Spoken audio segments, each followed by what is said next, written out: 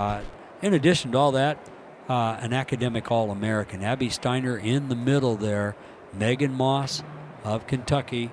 Again, Moss, an Olympian for the Bahamas, 7-time All-American to her right. There's Steiner.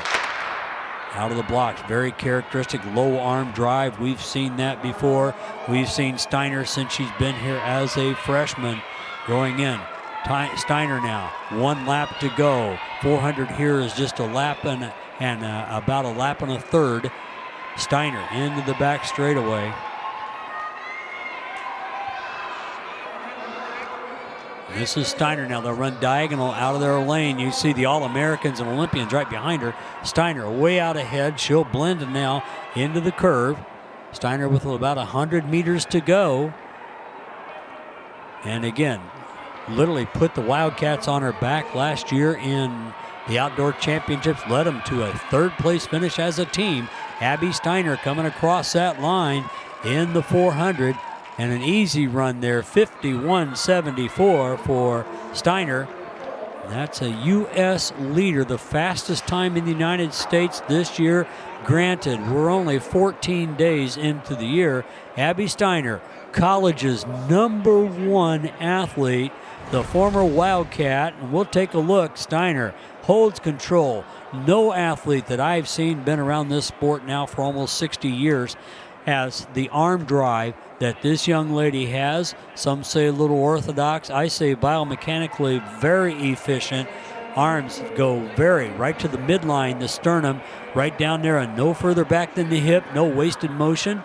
Steiner, as strong as she is, stays smooth and loose. That is the definition biomechanically of exactly how to run. Abby Steiner, your winner here. Rod McCravey did that as a collegiate.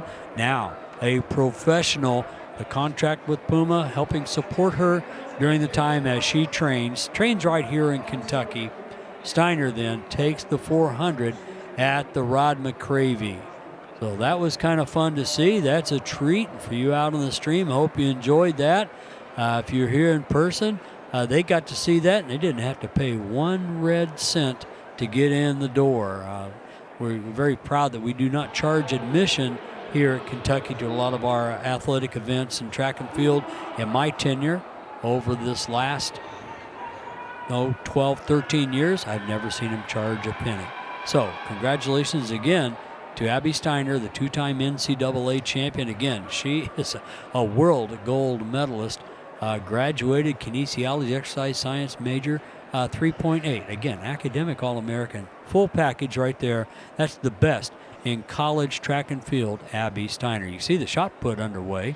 This is section 2 under.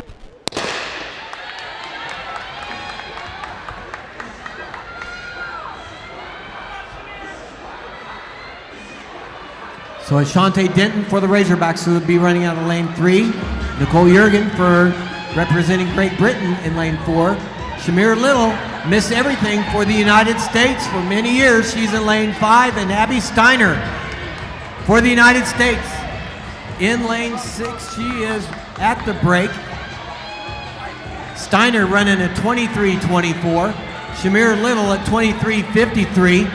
Steiner and Little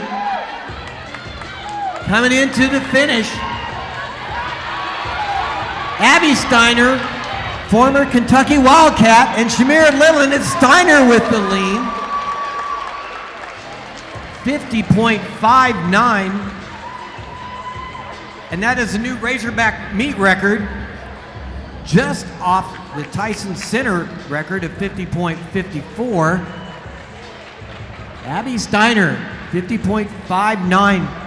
Way to get things going here in the women's 400s. Congratulations, Abby. What up, y'all? This your boy Ace here, and welcome to Afternoons to Light. So let's do the official preview right now. I want to get this in by at least Saturday morning. So I'm not sure when this video will be up. I'm recording this on a Thursday. So things could change. Obviously, we still got, some time before the race takes place. The race is supposed to take place. So Abby Steiner's racing at women's 300 meters. they call it the Sherry and Brett Miller women's 300 meter. It's supposed to take place, I believe, 5:17 p.m. Eastern time. I was about to say Pacific. So right around 4:17 p.m. Central Time, or 2:17 for those of y'all on the West Coast. So yeah, I think Ig Wilson, I think her 600 meter match is supposed to take place like not too long after this one. But we have the entrance announced so far, but I'm still wondering if anything would change with it. But this is who we got. So let me go over the start list. Actually, before we go over the start list, let's see what's at stake for Abby Steiner here. So Abby Steiner, she rarely runs 300 meters, but it's becoming more of a specialty for Abby Steiner. Obviously, she could run some 200 too, but I think the 300 is something she's more concentrated on indoor, trying to get the record as well. So she still got, a couple of more events after this where she can get the record. The U.S. Nationals are next week, I believe, and then the Worlds is like a month from now. So she can still get this record, if she doesn't get it in New York on Saturday afternoon. So because she already holds the NCAA record, that is a 35.71 in her first indoor season as a professional. She's targeting at 35.71, this season. So she's going to try to break that. I believe she can. I think she's going to finish under a 36 flat. I don't think she'll be over 36. I believe she'll be under that. So, but 2 weekends ago, she had a very impressive show. I never did get a chance to go over her 400 meters where she clocked in a 50.59. If I have time, man, maybe over the weekend I'll make this. It'll be the first video I have on my Track and Ace channel. I switched to my Track and Ace channel, by the way, again. I was trying to use a channel that was open, but it got it didn't get approved for monetization, so I'm not going to use that one. So I'm going to use the original channel that I had Track and Ace on. That one will be where Track and Ace is going to be. So I'll probably go over like the film for that race over the weekend, and I'll put it on that channel. And I'm obviously, I don't know, because I wasn't able to. I got a copyright claim when I was trying to do the Boston film coverage, so I wasn't able to really post more than 30 seconds of that one. So it might be the same here. So if I'm not, I won't do that video on the other channel. But anyways, so the world record right now is 35.45. Not sure if she's going to reach anywhere close to that on this race. I think she still needs to get some of the rust out. I mean, it's still early in the season, but she is, at her freshest right now. So anything is possible. But I don't think she's running to try to break that world record. I think she's going to try to break her record, which is 35.71. Maybe she'll come close to it. But she's going to break, like, Abby Steiner will be the one that will hold that record. It's shared right now by Arena Privalona, Prilova, and Shawnee Miller-Weibo. So, y'all already knew about that. For those of y'all that do know who holds the record. That is the record, though. So, it's tied by those two women, 35.45. We'll see, because the only person, and we're going to go over the start list, the only person I can see pushing her right now is Brittany Brown. So usually when, because Abby loves to chase people down, usually when she's not really pushed, she doesn't aim for records. But I'm telling you, the way she ran her 400 in that 300 a month ago, I went over that on my channel, by the way, if y'all haven't seen it. You got to kind of dig, or at least put in the search bar Abby Steiner 300. It might come up first if y'all search on my channel for it. Y'all know I'll be having a floodload of other videos, especially pro wrestling. It's going to take y'all a little while to get to that video. So, but yeah, that's how I'm trying to build on my track channel so y'all can find my videos a little bit more easier. And thank you for everybody who watched my Boston indoor videos. I got it up like a couple of days later, but I appreciate the support that all those videos got. Leah Hobbs got over 1,000 views, 1,200 views, and stuff like that. Film Cabal, Gabby Thomas. I always aim for at least like more than 200 around 200, 500 views for my track and field video. So I think those did pretty well, especially since I uploaded them late. Shows the love that y'all have for me on this channel. But yeah, so we'll see if Abby tries to get the record. I'm predicting that she won't, but we will see. But Shanae Miller-Weibo got that time, I believe, in 2018 at Millrose. So it's about a 5-year-old record right now. So we'll see what happens. And we know that her two biggest competitors in this match will be Jenna Prandini and Brittany Brown. Let's talk about Jenna Prandini first. So Jenna Prandini, her personal best is 36.68. She clocked in a 38.16, which was very slow last week. I think she's shaking out the rust. She is a little older now, so she doesn't have all the speed. She is now 30. She's officially 30 years old. So there is going to be some difficulty for Jenna Prandini to do what she used to do when she was younger. But let's see how she runs in this one, though. But Brittany Brown is the only contestant in this whole field. So we have Brittany Brown from the USA. Leah Anderson is in here. We saw Leah Anderson, I believe, last week against Gabby Thomas from Jamaica. She's the only non-American in the match. Abby Steiner herself with that 35.80. Jenna Prandini. And then Rori Lowe from the University of Albany. So she has a 39.54 as her best. So she probably won't be a factor in the match. But Brittany Brown will be. And that will be the one person that Abby Steiner will have to focus on in this match, probably the most.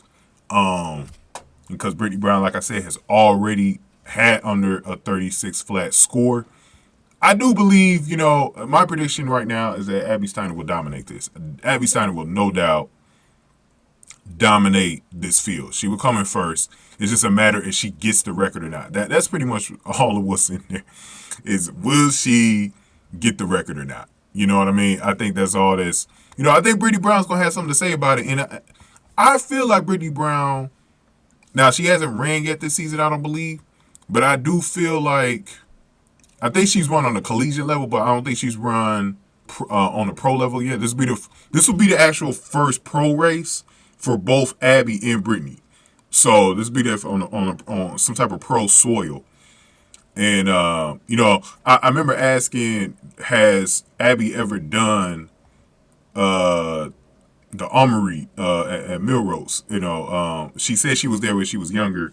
So she has been running in New York before. She was just in New York last fall, or right before the fall for Fashion Week with Puma, because, she signed with Puma. So she was there. So she's becoming a non-stranger to New York City lately, So, but yeah, I hope she does a New York Grand Prix in the outdoor season later on in the year. I hope she does that event. I think that'd be pretty cool because the New York people, they always give you love. If you are y'all saw how Sha'Carri Richardson got love for them. So I hope she does maybe the 200 or 100 there as well. But we'll talk about that at a later time. But Abby Steiner should be able to beat her personal best, which is a 35.80. In this and get her collegiate record, which is a 35.71. I believe she should be able to accomplish this. She's capable of it. She's not going to run over 30. She's going to run under a 36 flat. I really do feel like her score is going to be a 35 something. She's going to look real fast because remember, guys, she's fresh. This is only her third race that she's run this season. First on the pro soil, like I was saying. I believe she'll do enough because, like, on the turns, she's really, like, one of the things that, like, I don't know how long y'all been watching Abby, but, like, her turns are, like, everything. So I really do think that's going to be the difference. But I'm interested to see the way her starts are going to go. That's the thing that I'm always looking for in her races. So far, her starts in her first two races have looked a lot better than last season, so I think she is really working at her starts. They're still not where they really, really need to be, but I can tell that they're better from last year. So, not that she's going to really need it like in the 300, but like obviously the 200, it's going to matter a little bit more, especially against the really elite runners, out there like a Sharika Jackson and stuff like that, or even Shelly Ann Fraser-Price. She's going to really need to, really improve on that. But I think right now, she's a little bit better there.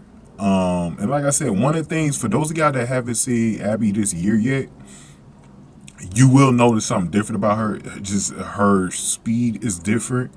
She's a little bit more muscular too. Like she's you can tell her legs are starting to strengthen. She's starting to lose a little bit more of her baby fat every year.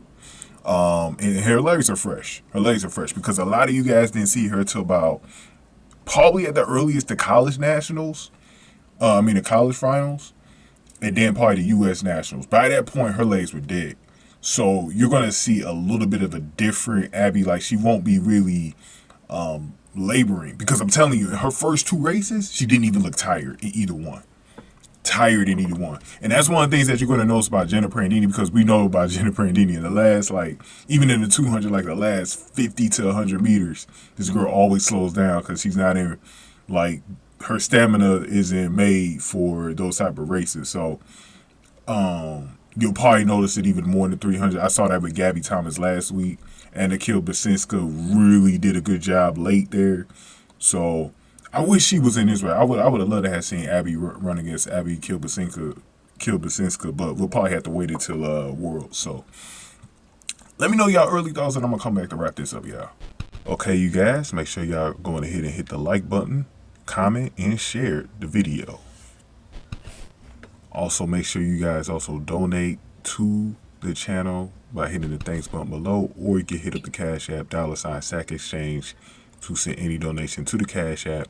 Here are the top donators, and you can fit yourself in this list at any time if you donate at least $2 or more. Thank you.